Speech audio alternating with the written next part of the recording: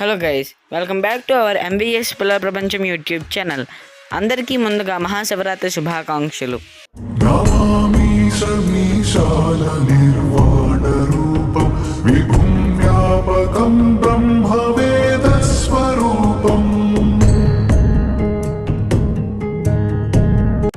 మహాశివరాత్రి సందర్భంగా దీని విశిష్టత గురించి తెలుసుకుందాం. ఈ వీడియో చాలా ఇంట్రెస్టింగ్గా ఉండబోతుంది కాబట్టి please like, share and subscribe to MBS Pillala Prapancham YouTube channel. మనం లేట్ చేయకుండా ఈరోజు ఈ వీడియోని అనేది స్టార్ట్ చేసేద్దాం. Let's go. మహాశివరాత్రి హిందువులు ఆచరించే ఒక ముఖ్యమైన పండుగ. ఇది శివపార్వతుల వివాహం జరిగిన రోజు. ఇది శివుడు తాండవం చేసే రోజు.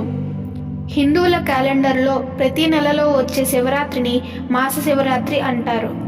కానీ శీతాకాలం చివరిలో, వేసవికాలం ముందు వచ్చే మాఘమాసంలో 13 లేదా 14వ రోజుని మహాశివరాత్రి అంటారు.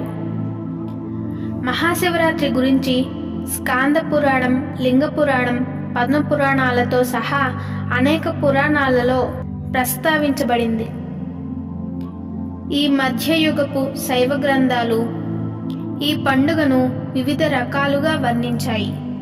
వీటిలో ఉపవాసం, శివుని చిహ్నంగా భావించే శివలింగానికి పూజలు చేయటం వంటివి ఉన్నాయి.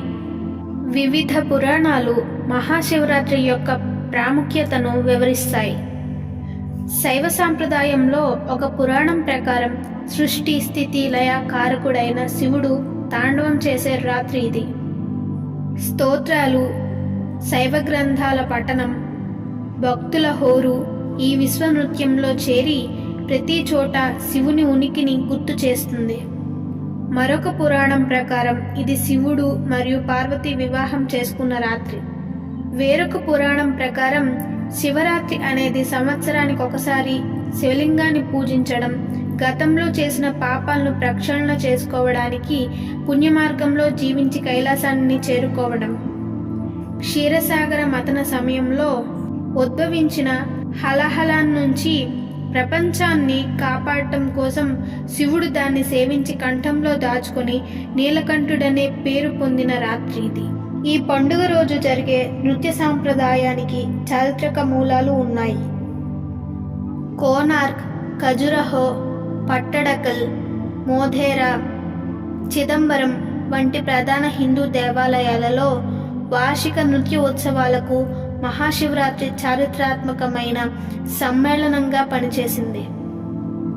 ప్రదర్శిత కళల గురించి నాట్యశాస్త్రం అనే పురాతన గ్రంథంలో పేర్కొన్న అనేక ముద్రలు, శిల్పాల రూపంలో చెక్కబడిన చిదంబరం ఆలయంలో ఈ కార్యక్రమాన్ని నాట్యాంజలి అని పిలుస్తారు.